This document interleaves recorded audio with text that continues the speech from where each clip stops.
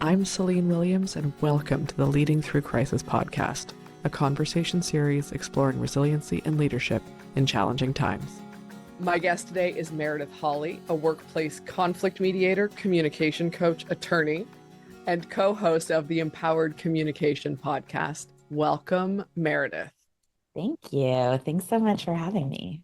It is my pleasure to have you. I love all of the things that you do in that intro, but before we get into them, and I of course have questions, I'm going to ask the question I always start with, which is the name of the podcast is Leading Through Crisis. When you hear that, what comes up for you, or what does that mean for you? So, sort of as an existential answer, I think we always Perfect. either learn through study or learn through crisis. Like, I think those are the two ways we have growth. And I think if we don't learn through study, the universe kind of steps in and says, here's the crisis that's Mm-hmm. gonna give you the opportunity for that growth. As a personal answer, my background and the reason that I do my work is that I got a dream job at a law school. I was working at a civil rights organization. I was litigating sexual harassment lawsuits, which was kind of the dream. I didn't ever even think that would be possible for me when I first went into law school, but I was like, oh, I guess I would want to change gender dynamics and make things more fair in the workplace for women if it was my dream. So I got this job. I was litigating sexual harassment cases, and my boss was sexually harassing me at the same time. And so for me, as a personal crisis, that was sort of this surprisingly humiliating experience where I was sort of like, I'm supposed to be the person who knows how to solve this problem. And all I know how to do is file a lawsuit related to it. I don't actually know how to get somebody who has that much power over me to stop touching me every day. Yeah. I don't know how to do it. It was probably in the top at least three most transformational experiences of my life because I wasn't willing to give up my career just because this person was inappropriate. Mm-hmm. Like that seemed so unfair to me that I Mm-hmm. was like, there has to be another solution. And I went to other lawyers. I told them what was going on. They were like, oh, that sounds really bad. Like, you could quit and file a lawsuit. But I also knew in the US, at least where I am, if you quit, you lose most of your rights, and it's even more difficult to file a lawsuit based on sexual harassment. So I was like, maybe I could, but could I really? Right. Like that's not even a real solution for me. And then I'm out of a career. Like that has a lifelong impact for Yeah. me. So, You end up being punished for yeah, someone else's behavior in a right. like, real career, financial, future prospects way. Exactly. Exactly. So for me, I just kept sort of telling people what was going on, including other supervisors in the workplace, and kept sort of asking for solutions, looking for solutions, reading whatever I could. And it was about a year, maybe a year and a half until I found solutions that worked for me. But when I did, it totally changed my power dynamic in the workplace. It changed how I saw power. It changed how I encountered inappropriate behavior. It really changed everything for me in a way that, like, the year that I learned new strategies around it, I doubled my bonus and got a 12% raise. Like, the partners in the firm started talking to me about being a managing partner the year after. It really changed everything for me and how I encounter my career.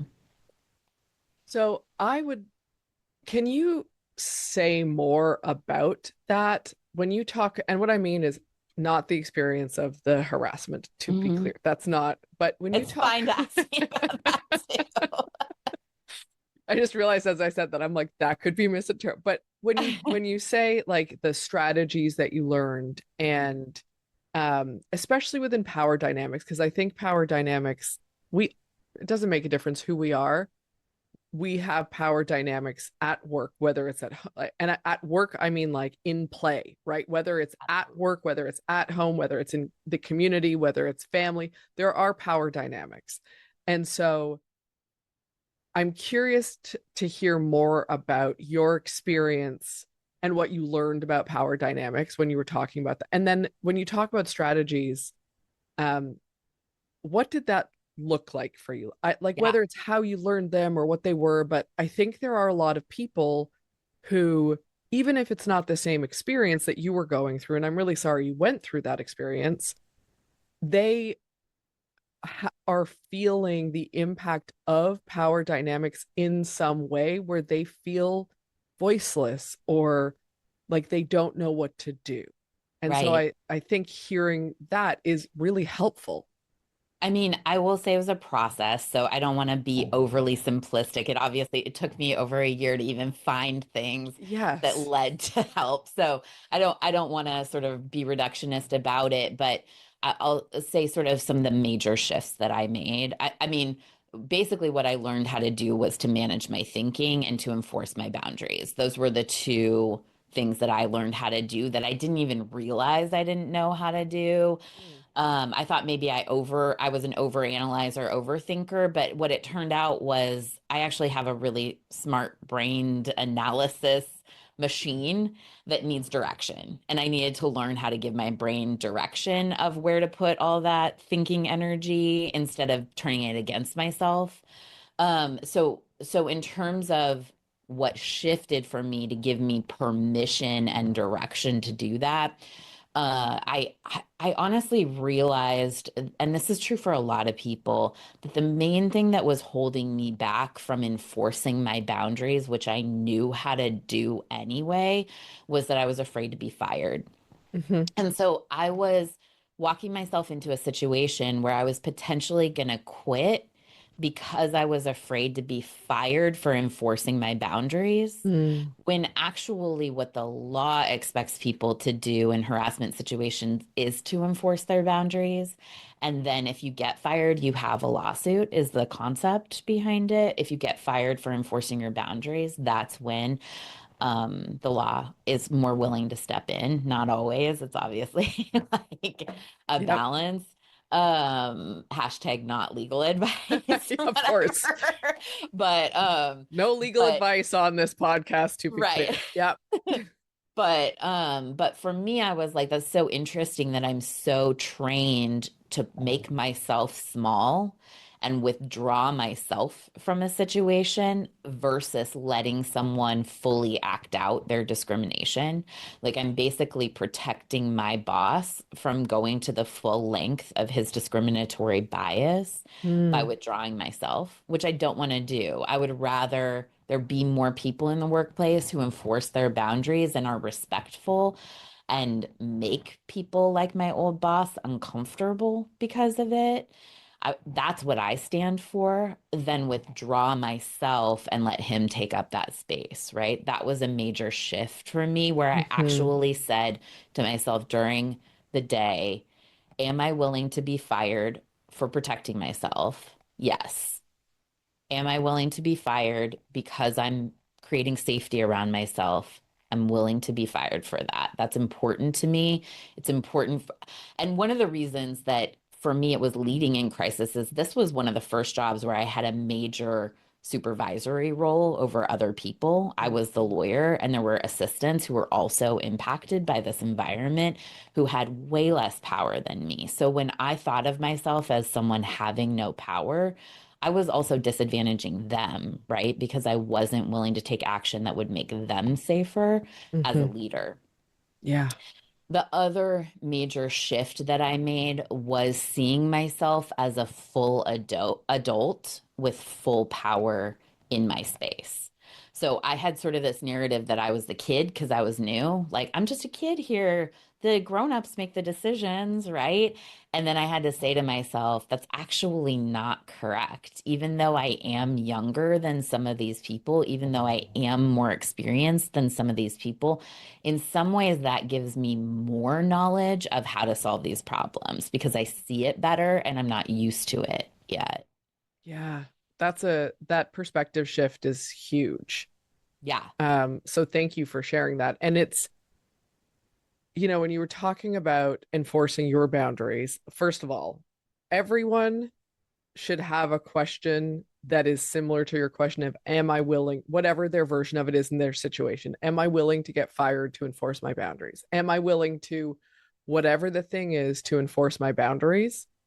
I think everyone should ask themselves that question, have a version of that question in their back pocket, because I think that people don't ask themselves that question or don't even think about that because that involves conflict. And we're Yeah. so averse to even thinking about conflict.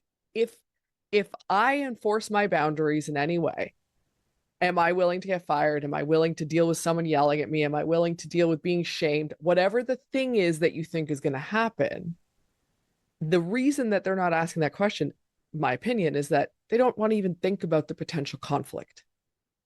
And also, I think that's 100% true. I think it can be even more extreme if you have any kind of marginalized characteristic. For example, you're a woman, Yes. you're a black woman, you're a black woman with a disability, you're a black trans woman with a disability.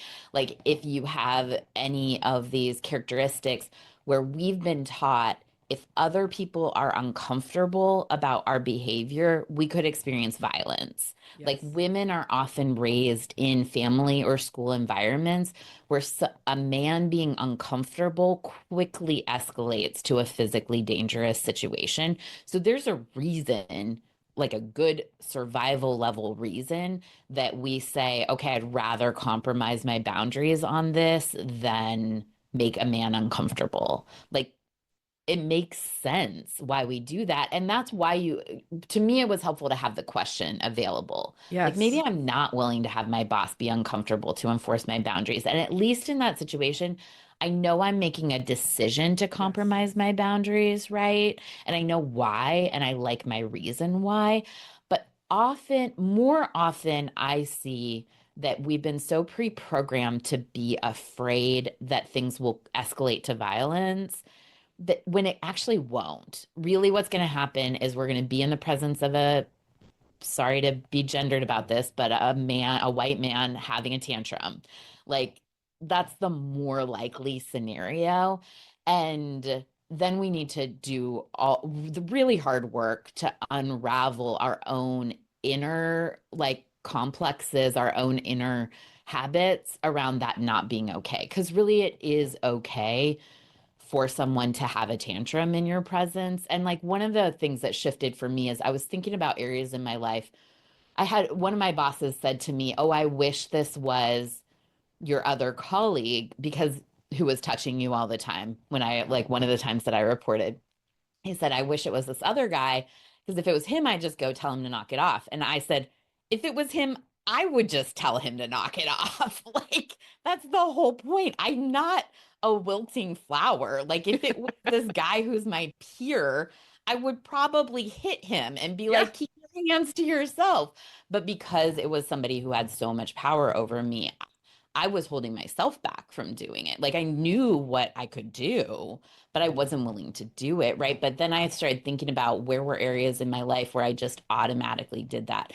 And one area was after college, I did Peace Corps in Ukraine. And so I was teaching like 45th grade Ukrainians how to speak English. And it was pretty chaotic. But I had That's also, a lot of fifth graders, to it's be a fair. lot of fifth graders who speak Russian, Yeah.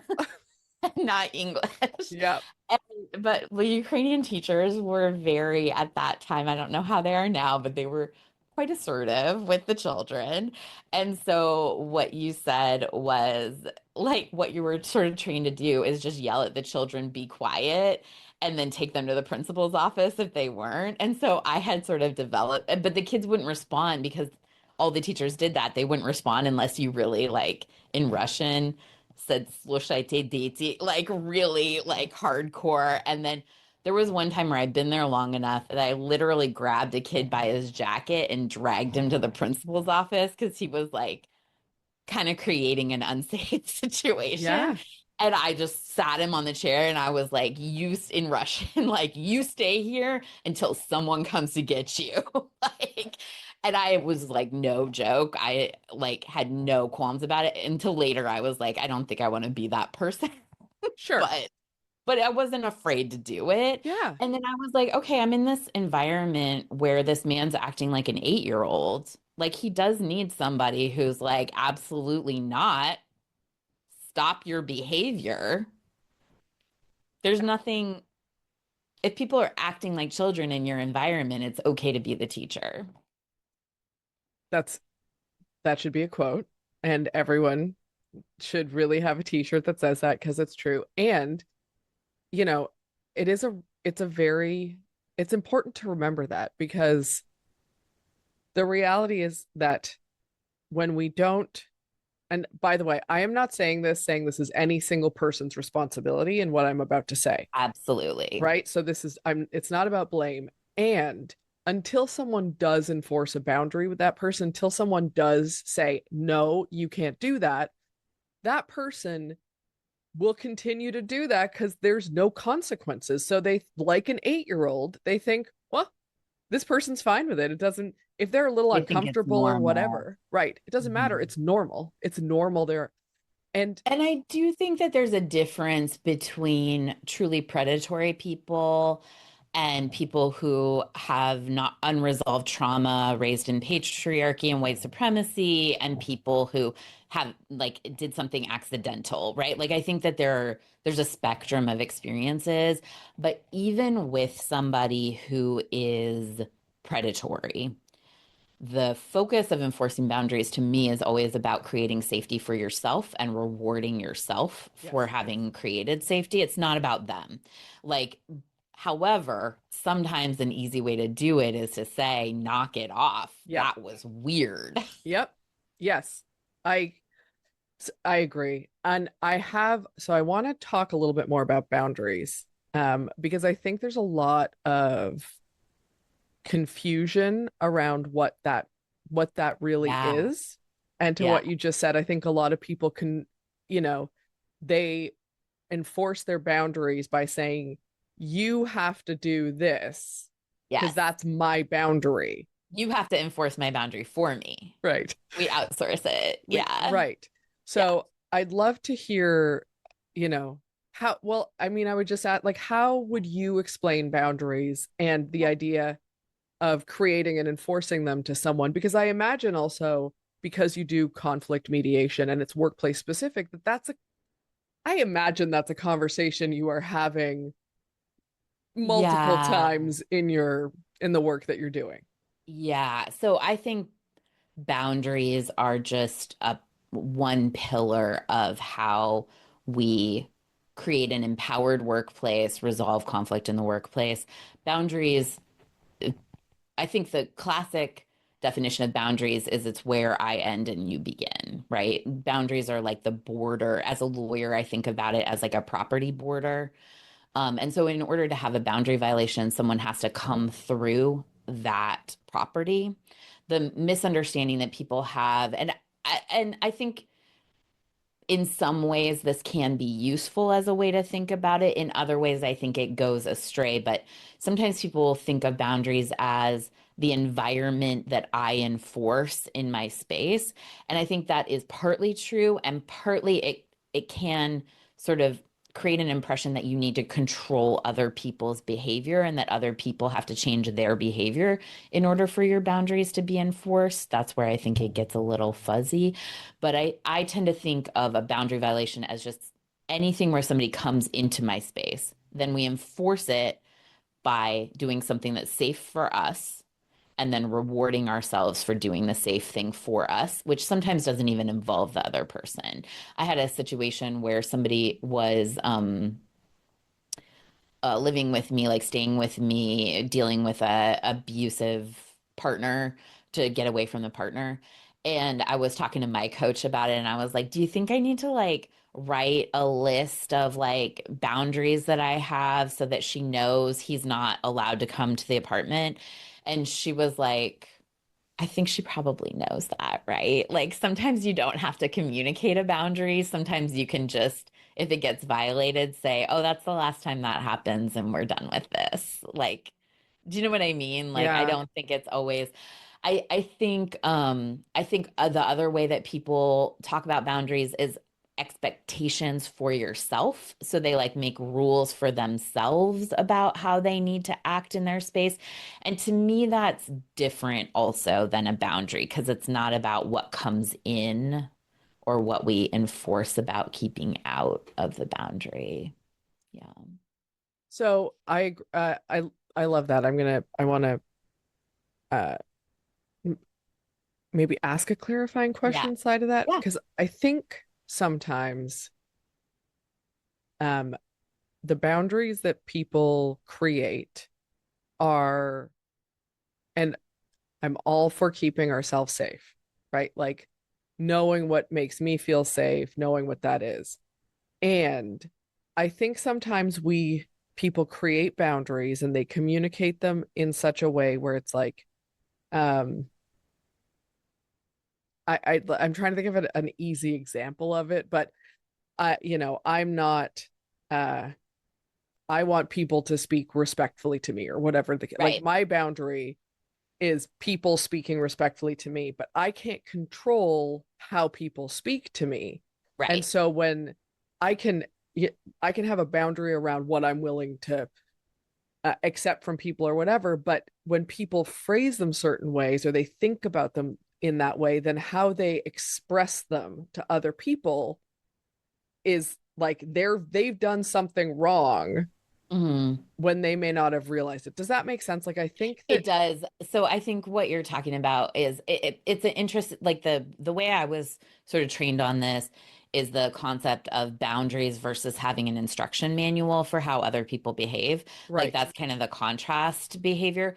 However, in workplaces, it's kind of interesting because it can get a little overlapping, right? We do actually have manuals for how people are allowed to behave in workplaces. Mm-hmm. And sometimes I do think it can be useful to say, oh, in my environment, I want to enforce that people speak respectfully, right? Yeah. The thing that you have to do, though, is not become helpless as people speak disrespectfully, Right. right? And not have to necessarily remove yourself from the environment. So, for example, I developed personal policies for myself about how I respond when people in my environment say racist things. So, like, I'm a white person, I have privilege around race. I think it's really, like, to me, it's personally important that people with privilege take action in their environments, even if it's a totally white environment, for example, a totally male environment. I think it really has impact when people with privilege enforce standards in those environments, enforce boundaries in those environments. Agreed. So the thing that I do when someone says something that I think is racist is I just say, "Oh, uh-oh, is that racist?" And it usually leads to a conversation about whether it's racist and whether that person wants to be racist or not. And to me, that makes a difference. I don't have to say, you're being a racist and I will never talk to you again. Because often, honestly, it's like a attorney who's on the other side of a case from me who's doing it. So I'm already not working with that person. We're already adversarial, but I just label it. People get very uncomfortable when you label their discriminatory behavior and then they have their own experience around it. But to me, labeling it works for saying in my environment, we're transparent about when things are biased, right? Yeah. I think if you're talking about disrespect, I think a similar thing can happen. And I actually think it is useful to develop more and more sensitive boundaries because boundaries are kind of a signal of where we want to go based on what we don't want to have, right? Like Mm, whenever there's something we don't want to have, it's always sort of a guidepost towards what we do want to have. And if we're more sensitive around it, we can say, oh, I really want to lean towards respectful environments that are really supportive. Like that's important to me. But I think you can do a similar thing and say, oh, ew, what? Oh, oh, that's a weird thing to say. Like there's just ways that we can normalize saying, "Oh, I don't like that." yep. Uh-oh. I don't like it. Yeah. What are you doing? Well, and to your point, what I hear is that those boundaries give us a sense of values alignment or not, right? Like Yeah. is this aligned with my values in some way, shape, or form? And I think what you said about naming it and calling it out without making it the other person's problem immediately, because I think that's where I see that happen a lot where people and I'm not saying there's anything wrong with the boundary they've set for themselves, but how they express it is like, you should have known that this thing that you may have, and racism, that's different, not even potentially different. I think that's a different, but where someone has said something unknowingly without, they may have, no one has ever told them this is a problem before, whatever the case may be, I think where, it's like, I think what you're talking about is jokes and curses, is how I put it in a category. oh, great, I Like, love that. jokes and curses to me is a category of like workplace stuff that comes up where people are like, oh, everybody's a snowflake. You can't joke anymore. You can't curse anymore, whatever, like, however.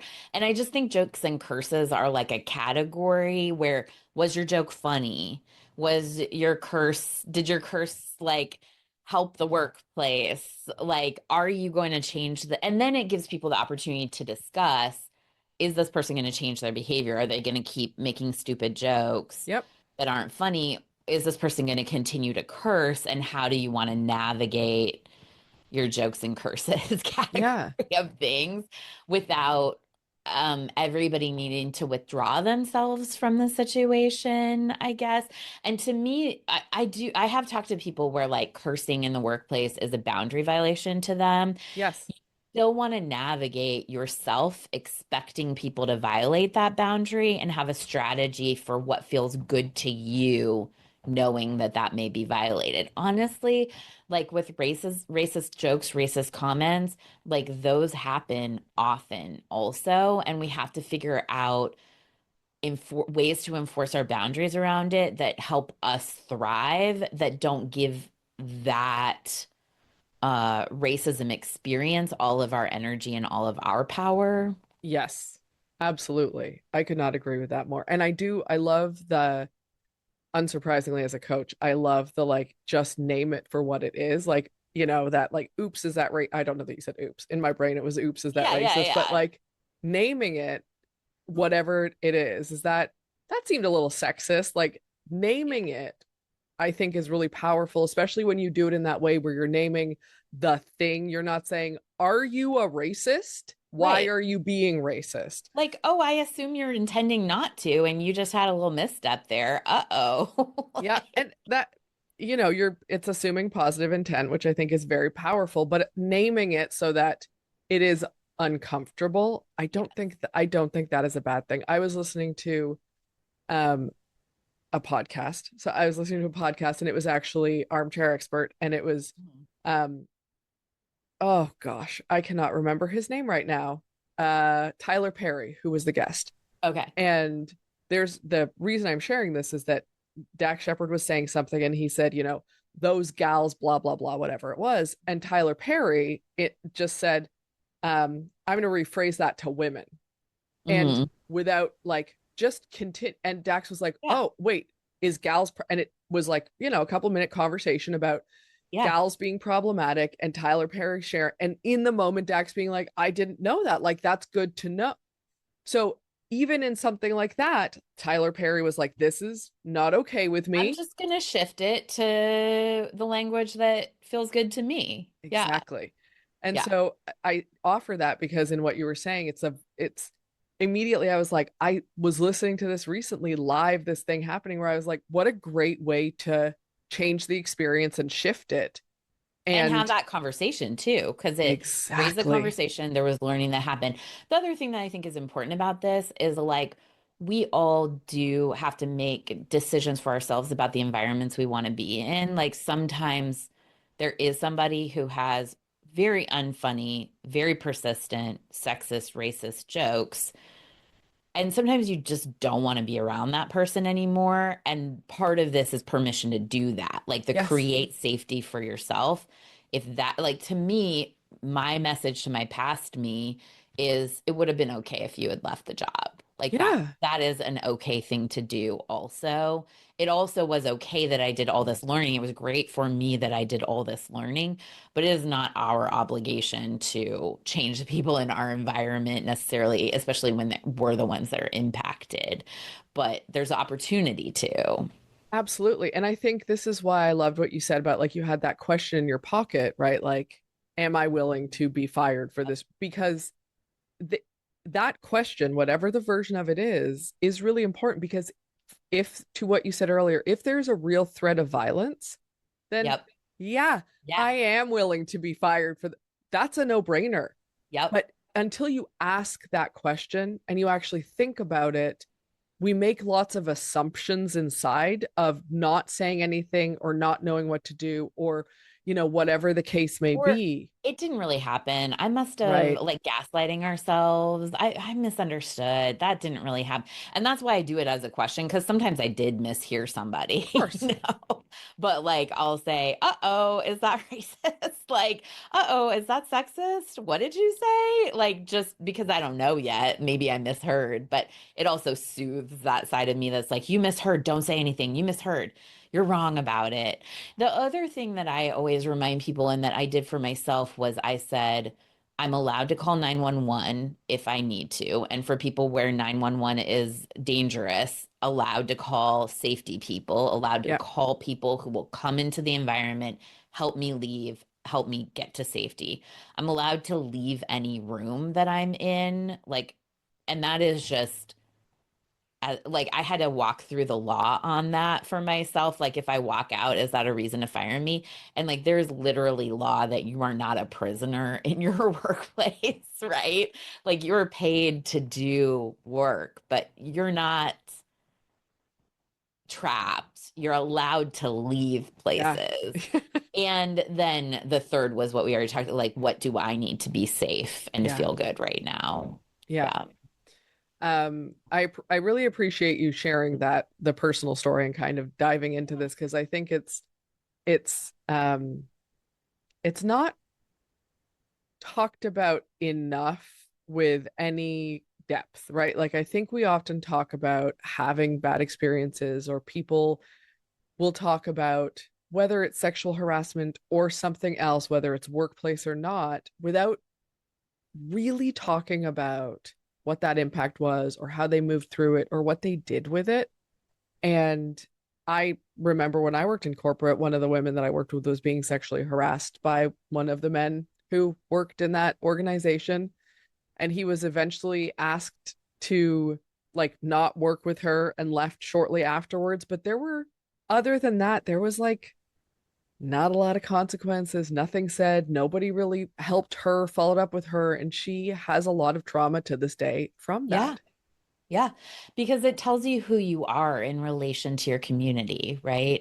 It says your value in some ways, or at least we internalize that it means whether we're valuable or not, and how Yeah. people handle it. And I think that the silence around it. I one time was telling a friend from law school a story about when I was in Ukraine and a friend and I we like got on a bus when we shouldn't have gotten on a bus and they like drove us out to the country. Not that it was our fault, but like in retrospect, there were a lot of reasons to not get on that bus. And I was telling my friend that, and I was like, I realized working at the courthouse that that's kidnapping. Like in the US, that is actually like a criminal kidnapping experience. And I had never thought of it that way. And he was like, don't tell anyone that story because you'll sound like a victim. And I was like, wow, what? Like, Oh, I got through being taken on a bus through the cornfields in Ukraine and like survived that really exceptionally, taking care of myself. And you think that that makes me look weak? Like, what is the standard here? Like, have you ever seen a superhero story before? Like, what? that and just from the like language of I didn't realize that was kidnapping, which is what it would to have that is oof. But That's we're taught don't talk about because if you have a marginalized characteristic, if you're a woman, if you're a person of color, if you're have a like physical different, yep. mental If you're different, queer, like if that means you're you're weak. Yeah, if you're yep. queer, yeah, you'll be weak because we presuppose that overcoming the cultural like barriers somehow is like weakness. It doesn't make any sense to me, but yeah, Yeah, I think there's a lot of reasons that we don't talk about these stories. I agree. And I appreciate you diving into this so deeply with me because as we said before we hit record, I'm like, I never know where these conversations are going to go, which is what makes them fun. So thank you for playing along with that. And on, slightly lighter note to wrap up, um, I'm curious in like, what are you most proud of in the last year ish? So, I'm not married to an exact year. It's. yeah, no, one of the things that we didn't talk about that was something I challenged myself to do after I kind of made those initial steps was to fail more. And I got challenged to fail 5 times a month, and it helped me filter what I was feeling bad about or blaming myself or criticizing myself about that actually wasn't failure. It was just my boss having feelings, and what was actually failure in the course of learning that was going to move things forward, which is important Yeah. to do. We have to fail in order to learn, in order to grow. And so Yeah. it really made me realize most of what I was doing wasn't failure. It was just men having feelings. And and that changed things for me. So like the thing I'm honestly most proud of last year is I've been closing down my litigation practice, and that's been really hard. And it's important to me to follow through for clients. So I've followed through on some really difficult stuff for clients as I've closed down my litigation Mm, practice. Because I practiced civil rights, like employment law, for about 10 years while I've done the mediation and coaching stuff. But I've just been like, the mediation and coaching is so much more impactful, so much more immediately to me to resolve issues and have people move forward thriving, that I've been like, I just can't continue to engage in the litigation system that often re-traumatizes and re-oppresses people who have already had really vulnerable or stigmatized experiences. Anyway, so I've done a lot of work to close that down, followed through on a pretty difficult trial for a client, and then I did some really good rewards for I gave myself 3 certifications last year because I love learning as a reward. I love that that was your reward. That is amazing. I love getting a certification. It gives me this feeling of completion. So I'm pretty proud of how I handled all of that last year.